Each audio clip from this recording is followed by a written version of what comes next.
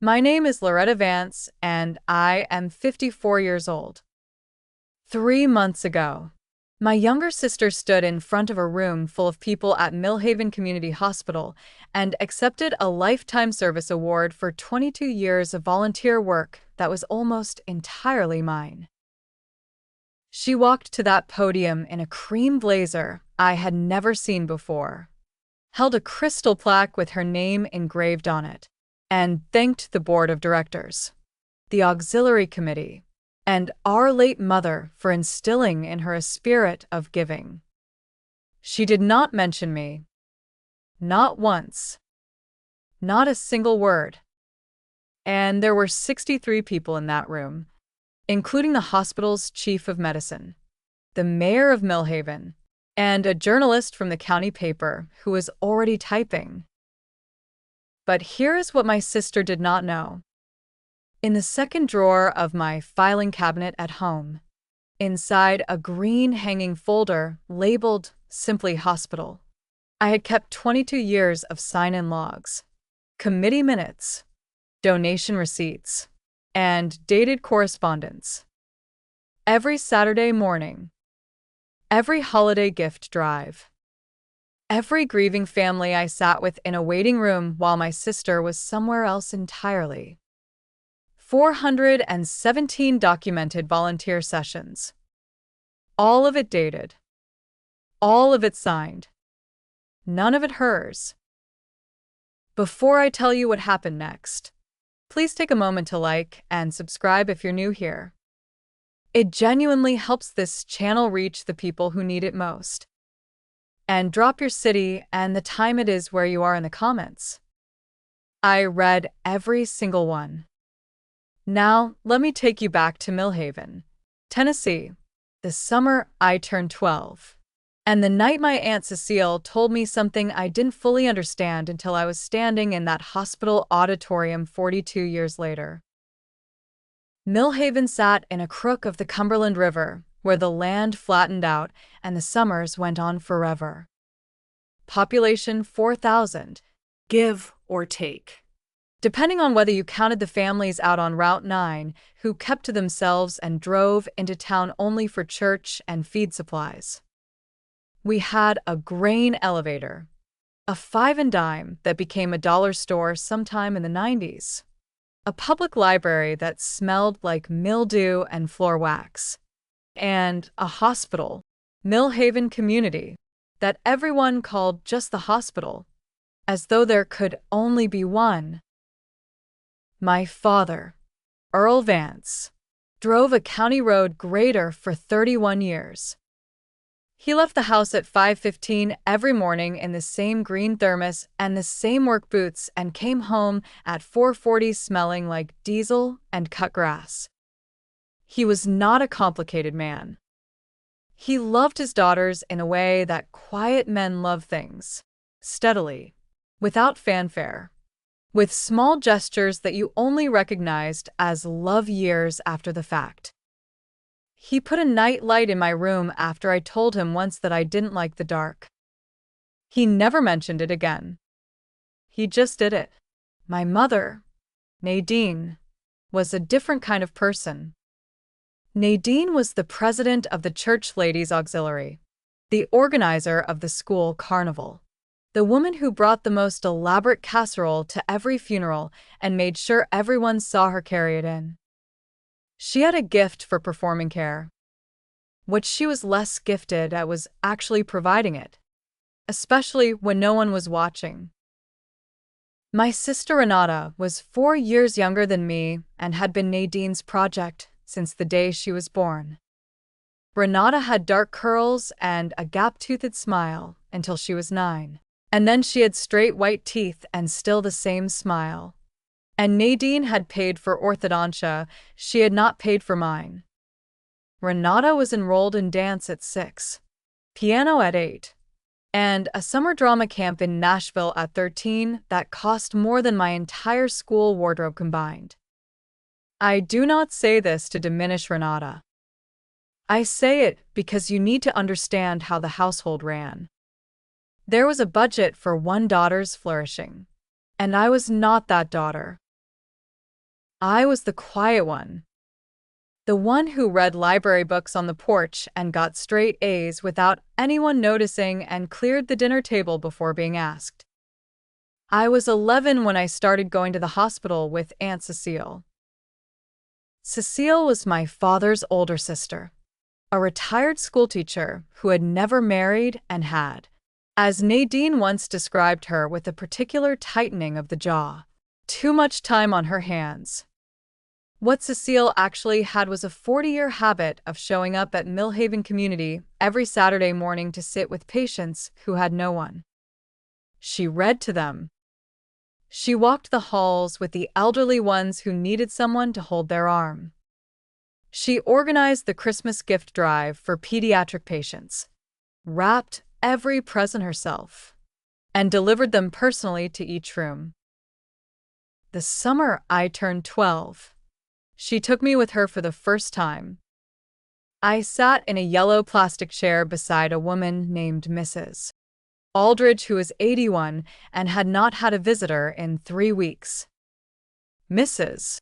Aldridge held my hand and told me about her husband, who had been dead for 9 years, and her daughter in Phoenix who called on birthdays if she remembered. I did not say much. I listened. When we left, Cecile put her hand on my shoulder in the parking lot and said something I have carried ever since. She said, "Loretta, most people show up when it's convenient. You show up when it matters. Those are not the same thing. And the difference is everything." I was 12. I thought she was talking about Mrs. Aldridge. She was talking about my whole life. I went back the next Saturday. And the one after that. By the time I was 14, I was signing in at the volunteer desk on my own, logging my hours in the gray composition book Cecile gave me, learning the names of the long-term patients and which ones liked the television on and which ones preferred silence. The volunteer coordinator, a woman named Bet Odom who wore reading glasses on a beaded chain and smelled like lavender hand cream, told me once that I had a gift for stillness. She said some people made patients nervous without meaning to, all their anxious helpfulness filling the room. She said I had a way of being present without taking up too much space. I was 17 when I graduated from high school. I had a 3.9 GPA and a full scholarship offer from a nursing program at a state university 2 hours north. Nadine had already told the church ladies about Renata's upcoming application to a performing arts conservatory in Memphis. She mentioned my scholarship twice, both times in the same sentence as Renata's conservatory, as though the two things were roughly equivalent and she was being fair by mentioning them at all. I went to nursing school. I came home on breaks and went straight to the hospital. Cecile was still there every Saturday. She was 63 by then, slower on her feet, but her presence in those hallways was the same, steady, unhurried, certain. She taught me how to read a patient's face before they could find the words. She taught me that grief looked different in every body and that your job was not to fix it but to witness it. Renata did not get into the conservatory. She came home after 1 semester at a community college, started waitressing at the diner on Route 9, and married a man named Curtis Pruitt when she was 22. Curtis sold insurance and coached youth baseball and was, by all available evidence, a decent person. They had 2 children, a boy and a girl, and moved into a house 4 streets over from our parents. I graduated from nursing school in May of 1993. I took a position at Millhaven Community in the medical surgical unit. I was 23 years old, and I was exactly where I had always been heading. I did not know then that I would spend the next 3 decades in that building, or that the work I did in those hallways would one day be claimed by someone who had never once set foot in them on a Saturday morning. I want to tell you about the first time Renata came to the hospital as a volunteer, because the timing matters. It was November of 2003. I was 33. Cecile had been diagnosed with congestive heart failure the previous spring and had stopped her Saturday visits in September because she could no longer manage the walking.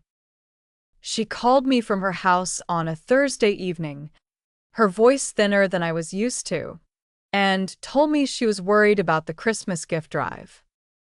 She had run it for 31 years. She did not want it to fall apart. I told her I would handle it. I had been handling most of it for the past 6 years, anyway, quietly, alongside her. 2 weeks later, Renata showed up at the volunteer desk. She had signed the paperwork, gotten her badge, and arrived on a Saturday morning in a new red fleece jacket looking bright and willing.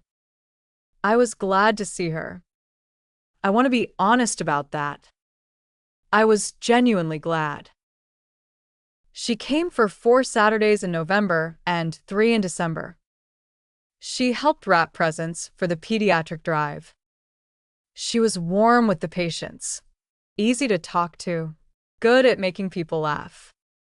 She had a gift for surface warmth that I had always envied in a small, unexamined way. In January, she stopped coming.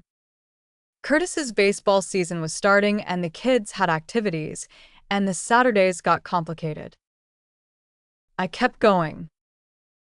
I kept going for the next 19 years. Cecile died in February of 2005. She was 76. The funeral was on a Wednesday, gray and cold, the ground half frozen. She left me a cedar box with a brass latch that sat on her dresser. Inside was a bundle of letters tied with kitchen twine. A photograph of the two of us in the hospital hallway taken sometime in the late 1980s. I am wearing a green volunteer smock, and I am maybe 16. And Cecile is standing beside me with her hand on my shoulder, and we are both looking at something outside the frame. And a single folded note in her handwriting on lined paper. The note said, "You have been doing this work since you were 12 years old. Don't let anyone take credit for what you've built. I've told Bet Odom. She knows. Keep your records." I folded the note and put it back in the cedar box. I put the cedar box in the second drawer of my filing cabinet. I did not fully understand what she meant by "I've told Bet Odom." Not yet. Bet Odom retired in 2009. Before she left, she handed me a manila envelope at the volunteer desk on her last day. Inside was a photocopy of every sign-in log from 1984 to 2009 with my name on it. My name and Cecile's, side by side. Year after year after year. She had pulled them herself and organized them by year and paper-clipped each bundle separately. There were 25 years of records in that envelope. Bet said, "Your aunt came to me in 2004. She asked me to make sure these were preserved. I'm giving them to you because they belong to you." I thanked her.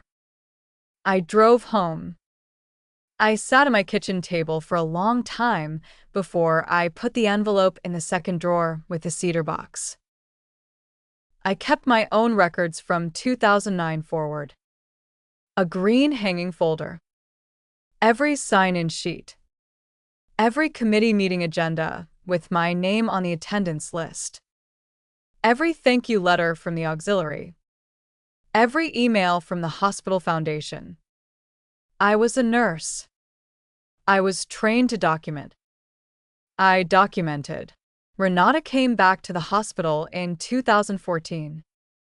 Her children were older by then, more independent. And she had more time. She came on Saturdays. Not every week, but regularly enough. She was good with the patients. I want to keep saying that because it is true. She had a warmth that people responded to, and she was not performing it. Not entirely. She genuinely liked the people she sat with. But she came perhaps 2 Saturdays a month on average. She missed entire months. She was absent for 6 consecutive Saturdays when her daughter had a travel soccer tournament. I was there every week. I organized the Christmas drive every year. I chaired the Patient Comfort Committee. I wrote the quarterly reports for the Hospital Foundation. I trained the new volunteers.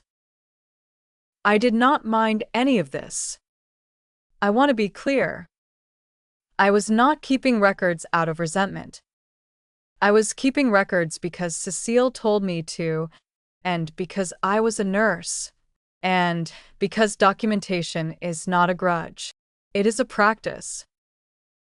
What I did not know was that somewhere around 2017, Renata had begun telling people a different story. I found out the way you always find out these things. Sideways. By accident. Through someone who assumed I already knew. My colleague at the hospital, a floor nurse named Darlene Marsh, who had been there almost as long as I had, mentioned it to me in the break room on a Tuesday in March of 2019. She said, "Your sister does such good work over in the volunteer program." She was telling my neighbor at the garden club that she's been doing it since she was in her 20s. I set down my coffee cup. I counted 4 seconds before I said anything. I said, "Since her 20s."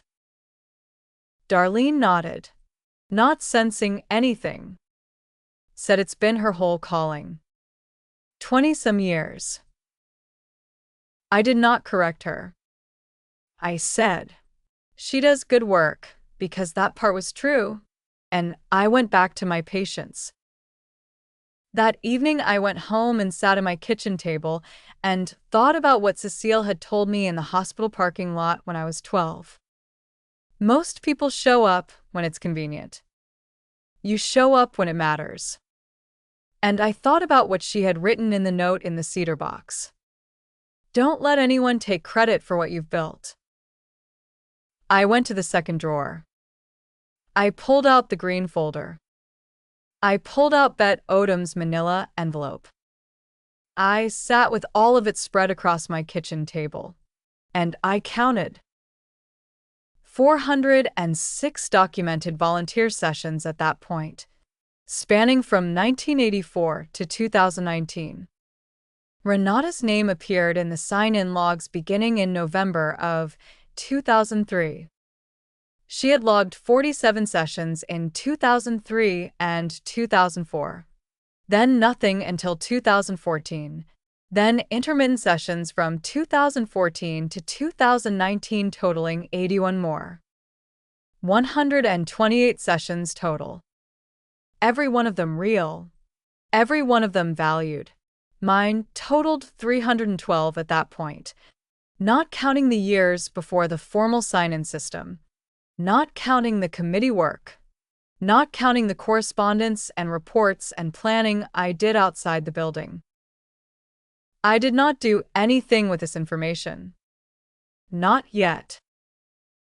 I want to pause here for a moment, because I think some of you know exactly what I'm describing. Not the hospital, not the volunteer work, but the particular feeling of watching someone take up space in a story that is yours.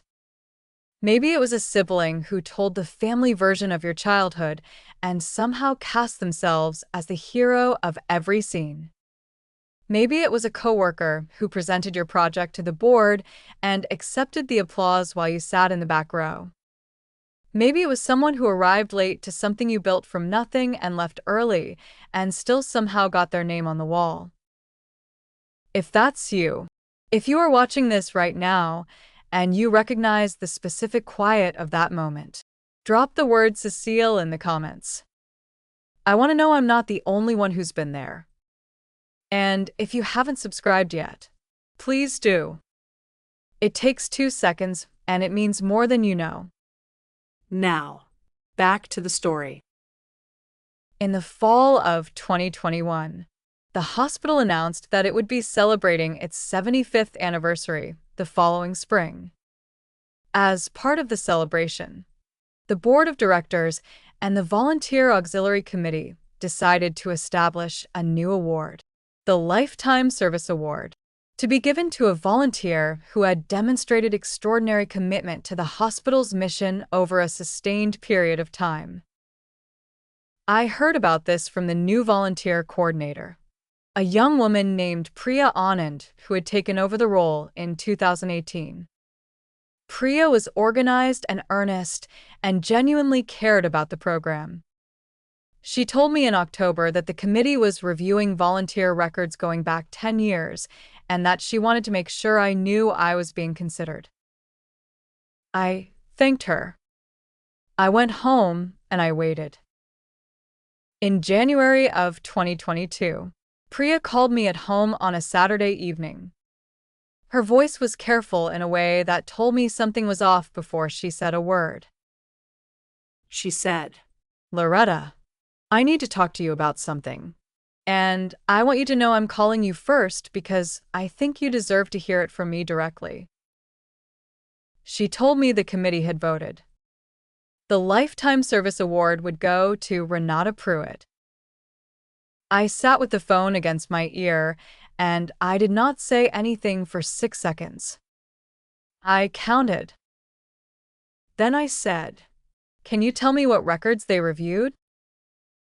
Priya said the committee had reviewed the past 10 years of sign-in logs, which showed Renata as an active volunteer with consistent attendance. She said several committee members had personally interacted with Renata and spoken highly of her.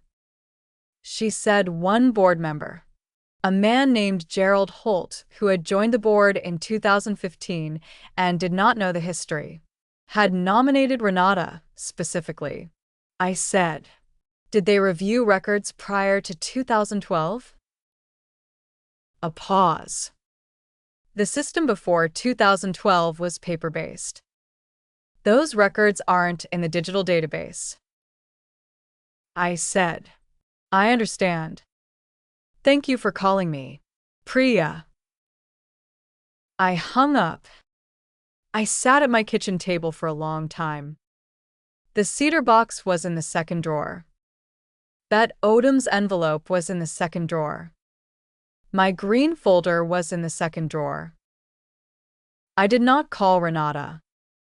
I did not call my mother. I did not call anyone. I opened the second drawer, and I began to organize. I want to tell you what I found when I laid it all out, because this is the part that matters. Not as a grievance, as a record. From 1984 to 2022, I had logged 417 documented volunteer sessions at Millhaven Community Hospital. The earliest records were in Bet Odom's manila envelope, Cecile's and mine together, then mine alone from 1985 forward. From 2009 onward, I had my own sign-in copies, committee minutes with my name on the attendance line, 17 thank you letters from the Hospital Foundation addressed specifically to me, 9 years of Christmas drive planning documents with my name as coordinator, and 43 emails from Priya Anand's predecessor referencing my work by name. Renata had logged 141 sessions total by 2022, all of them after 2003, with a 6-year gap in the middle. I was not angry. I want to say that carefully because it is true. I was something quieter than angry. I was decided. I called Priya back the next morning. I told her I had documentation I believed the committee should see before the award was finalized.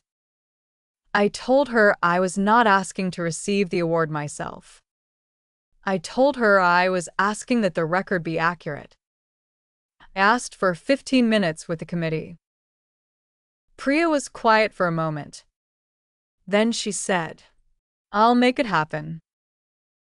The committee meeting was on a Thursday evening in February, 6 weeks before the anniversary celebration. 7 people around a conference table on the third floor of the hospital administration wing. Gerald Holt at the head. Priya to his left. 2 board members I recognized. 2 auxiliary committee members who had been there long enough to know me. And a woman named Dr. Frances Aldridge, no relation to Mrs. Aldridge from my first Saturday, though I thought of her, who was the chief of medicine and had joined the board 3 years earlier. I brought the second drawer with me. Not literally, but everything in it. Bet Odom's envelope, organized by year and paper-clipped. My green folder, tabbed by category. The cedar box, because Cecile's note was inside, and I wanted it with me. I did not bring it for drama. I brought it because it was the beginning of the record, and it belonged in the room. I set my materials on the table. I did not make a speech. I said, "I'd like to walk you through the documentation." Gerald Holt looked at the stack of papers and then at me with the particular expression of a man who has just realized the meeting he expected is not the meeting he is in. I started with Bet Odom's envelope.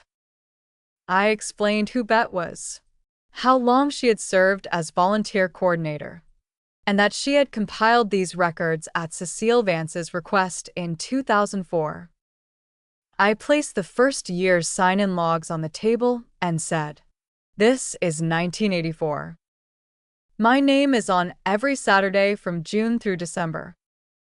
I was 14 years old. I went through it year by year. I did not rush. I did not editorialize. I read the dates and the session counts the way I would read a patient chart, steadily, without inflection, letting the numbers carry their own weight. When I reached 2003, I said, "This is when my sister Anata began volunteering." She logged 47 sessions in 2003 and 2004. All of them are real, and I am not disputing them. She did that work. I laid Renata's sessions alongside mine. Side by side. The same table. Then I continued through 2005, 2006, 2007, 2008. My name on every sheet. Renata's name absent. I noted the gap without comment. The numbers spoke. When I reached 2014, I said, "My sister returned to volunteering here in 2014. She has been a consistent and valued volunteer since then. I am genuinely glad she came back." I placed my green folder's contents on the table. Committee minutes. Christmas drive planning documents. Foundation letters. Priya's predecessor's emails. I said, "These are the records from 2009 to 2022. They document my involvement not only as a Saturday visitor, but as a coordinator, committee member, and program planner." Then I placed Cecile's note on the table. I did not read it aloud. I just set it down. Gerald Holt was looking at the note. He said, "Who is Cecile Vance?" I said, She was my aunt. "She started this volunteer program in 1973. She recruited me when I was 12. She died in 2005. She spent 31 years in these hallways before I took over the work she built. The room was quiet. Doctor. Frances Aldridge leaned forward and looked at the sign-in logs from 1984. She looked at them for a long time. Then she looked up at me and said, "How long have you been a nurse at this hospital?" I said, 30 years. She sat back. She said nothing else, but her expression was the expression of a woman who understood exactly what she was looking at. I gathered my papers. I said, "I'm not asking the committee to take the award away from my sister. That is your decision. I am asking that whatever you decide, the record reflects the actual history of this program and the people who built it. I think you owe that to Cecile Vance, if nothing else." I thanked them for their time, and I left. I want to pause here one more time, because I've thought about this moment a lot in the months since. I've thought about whether I should have spoken sooner, whether I should have corrected Renata's story when I first heard it in 2019, whether I should have gone to the committee before the vote instead of after. And here is what I've come to. I don't think speaking sooner would have changed what Renata did. And I don't think I was wrong to wait until the record needed to be corrected. Some things don't need to be fought when they're small. They need to be documented. And then, when the moment comes, you open the drawer. If you've ever had to wait that long, if you've ever kept a record not out of bitterness, but out of the quiet certainty that the truth would matter someday, type the word drawer in the comments. I mean it. I want to know you're there. And if this story is reaching you, please share it with someone who might need to hear it tonight. The anniversary celebration was on a Saturday evening in April. The hospital's main auditorium, which seated about 80, had been arranged with round tables and white tablecloths and small centerpieces of yellow tulips. There were 63 people in attendance. Board members, physicians, long-term staff, auxiliary committee members, donors, and volunteers. The mayor of Millhaven, a man named Dale Forsyth, who had gone to school with my father, was seated at the head table. I was there. I had been invited as a 30-year nursing staff member and as a long-term volunteer. I sat at a table near the middle of the room with Darlene Marsh and 2 other nurses from the medical surgical unit.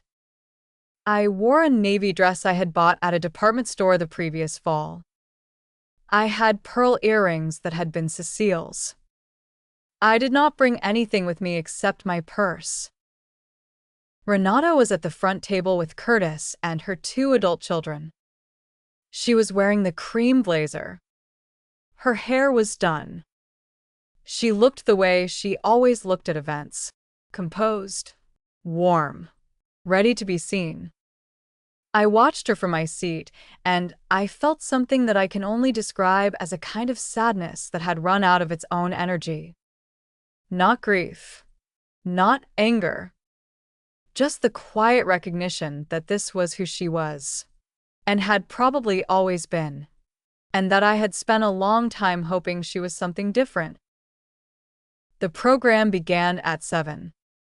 There were remarks from Gerald Holt, a short video about the hospital's history, and a recognition of several long-term staff members, including me. When my name was called, I stood, and the room applauded, and I sat back down. 30 years. That was all that was said. 30 years. Then Gerald Holt returned to the podium to present the Lifetime Service Award. He paused before he began. He looked down at his notes and then back up at the room. He said, "Before I present this award, the committee asked me to share some context about the history of our volunteer program that we believe this audience should know." Renata was already smiling. Curtis had his hand on her arm. Gerald Holt said, "The volunteer program at Millhaven Community Hospital was founded in 1973 by a woman named Cecile Vance, who served as its heart and backbone for 31 years until her health required her to step back in 2004. Cecile passed away in 2005. She trained her niece, Loretta Vance, beginning in 1984, when Loretta was 12 years old. In reviewing the full historical record of this program, records that predate our digital system and that were preserved by our former volunteer coordinator, Bet Odom, the committee found that Loretta Vance has logged 417 documented volunteer sessions at this hospital spanning 38 years. In addition to her 30-year career as a nurse on our medical surgical floor, she has coordinated the Christmas gift drive for 19 consecutive years. She has chaired the Patient Comfort Committee for 11 years. She has trained more than 40 volunteers who are active in our program today." The room was very still. Renata's smile had not disappeared, but it had changed. It was the same shape, but the warmth had gone out of it. The way a window looks the same from outside whether the light inside is on or off. Gerald Holt said, "The committee has decided to present 2 awards this evening. The first Lifetime Service Award goes to Renata Pruitt, who has given 8 years of consistent and meaningful service to our patients and whose warmth and dedication have made a genuine difference in this program." He paused. "The second award," and the committee asked me to note that this one carries the name of the woman who started it all, the Cecile Vance Founders Award, created by the board this week specifically to honor the history of this program, goes to Loretta Vance. I did not cry. I want to tell you that clearly. My hands did not shake. I noticed that Darlene Marsh, sitting next to me, made a sound that was somewhere between a gasp and a laugh. She grabbed my arm. Around the room, people were turning to look at me, and the applause started.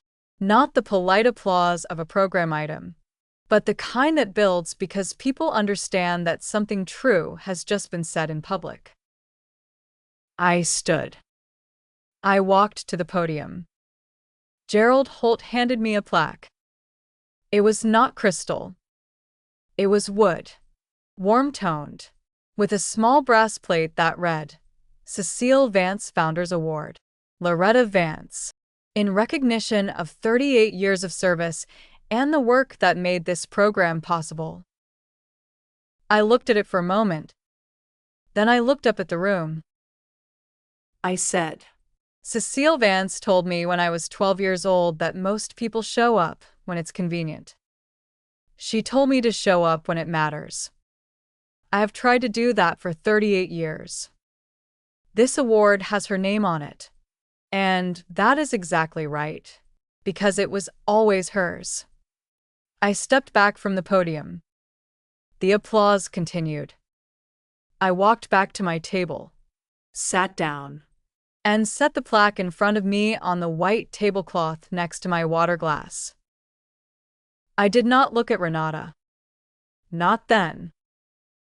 What happened after that unfolded the way things do when the truth has been said in front of the right people. Not in a single dramatic moment, but in a series of quiet shifts that accumulated into something permanent. The county newspaper ran a story the following week. The journalist who had been in the room that evening wrote a feature about the hospital's anniversary, and it included the history of the volunteer program and Cecile's founding of it. And my name was in the second paragraph. The headline was, "Millhaven Hospital Honors 75 Years, and the Nurse Who Gave 38 of Them." I did not ask for the story. The journalist called me, and I answered his questions honestly, and I told him about Cecile, and about the cedar box, and about Bet Odom preserving the records. He printed all of it. Renata called me 4 days after the article ran. I let it go to voicemail. She left a message that was 3 minutes and 40 seconds long. She said she hadn't meant for things to go the way they had. She said she had always admired my dedication. She said she hoped I understood that she had genuinely believed she was being honored for real work that she had genuinely done. She said she hoped we could talk. I listened to the message twice. Then I sat with it.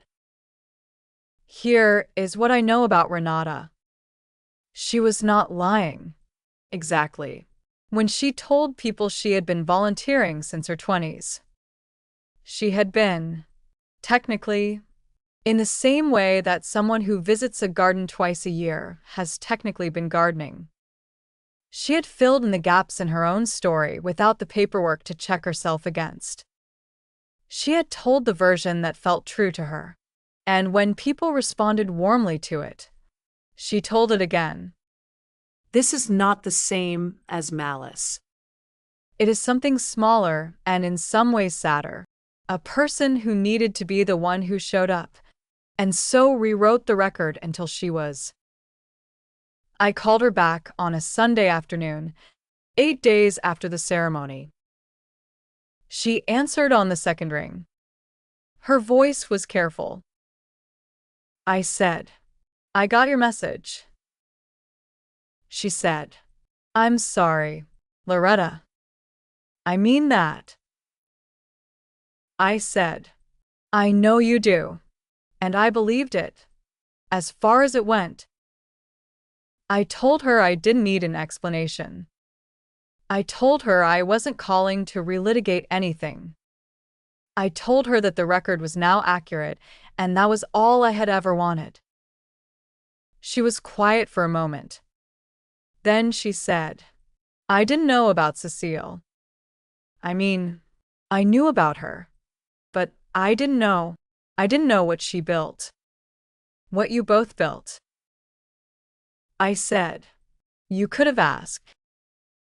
Another silence. Then, "You're right." We talked for 22 minutes.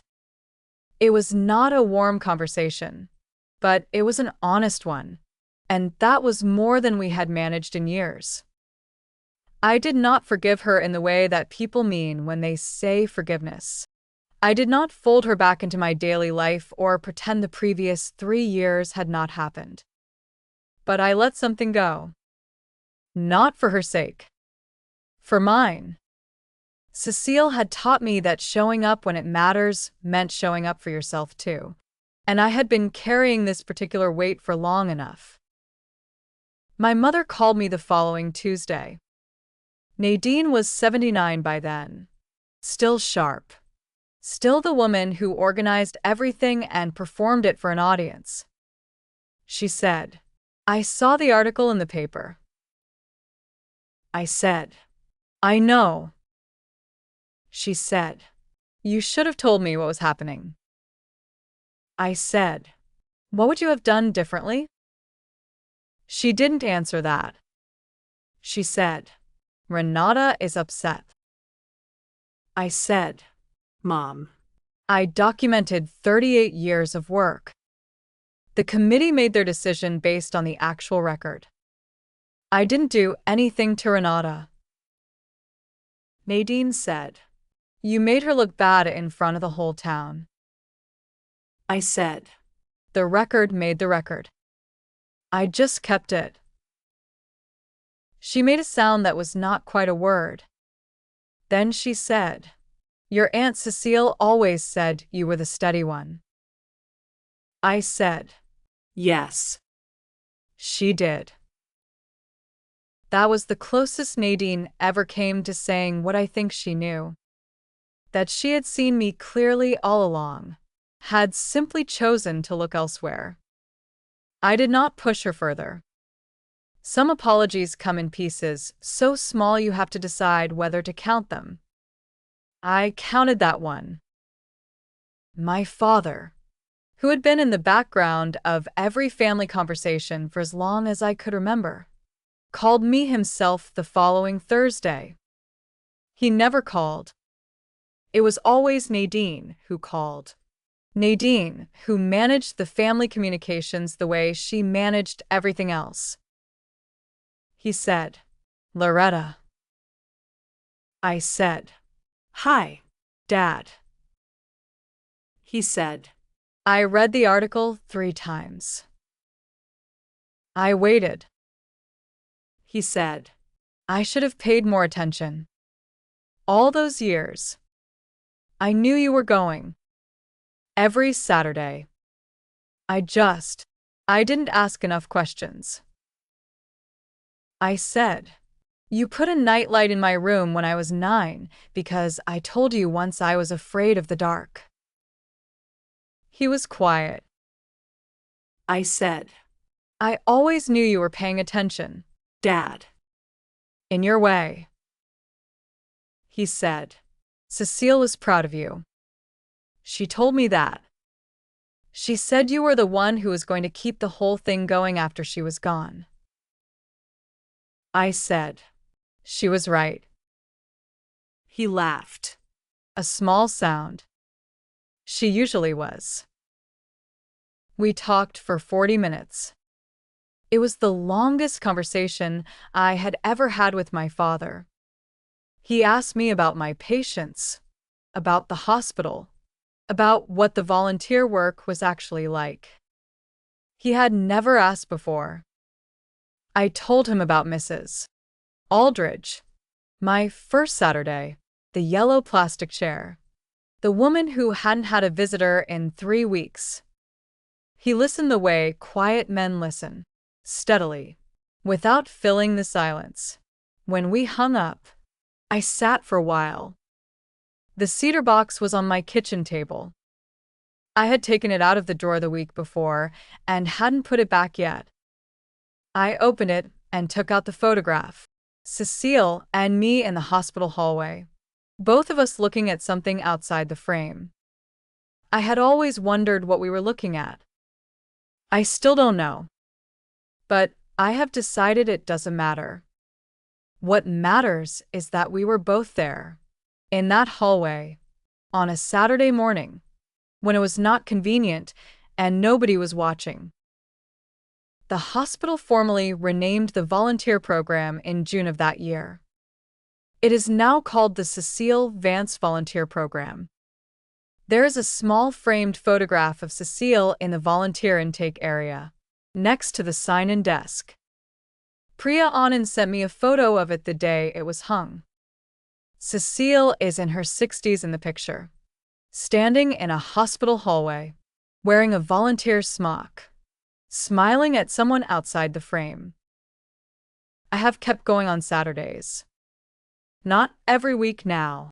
I am 54 and I have a bad knee, and I have learned to pace myself in ways Cecile never quite managed. But most Saturdays, I sign in at the desk. I walk the halls. I sit with whoever needs someone to sit with them. The green folder is still in the second drawer. I still add to it. Old habits. If you are watching this tonight and you recognize the particular quiet of being the one who showed up, the one who did the work without the audience, the one who kept the records not out of spite but out of the simple belief that the truth was worth preserving, I want you to know something. The drawer matters. The documentation matters. Not because you are building a case against someone, but because the truth has weight, and weight requires something to rest on. Keep your records. Keep them carefully. Keep them without bitterness. And when the moment comes, and it will come, open the drawer. You are not invisible. You never were. You were just in the hallway when no one thought to look. To Cecile, wherever you are, I kept going. I kept the records. I didn't let anyone take credit for what we built. I hope that's what you meant. I think it was. Drop a comment below and tell me where you're watching from tonight. Tell me if you've ever been the one who showed up when it wasn't convenient. I read every one. Hit subscribe if this story stayed with you, and share it with someone who needs to hear it. I'll see you in the next one.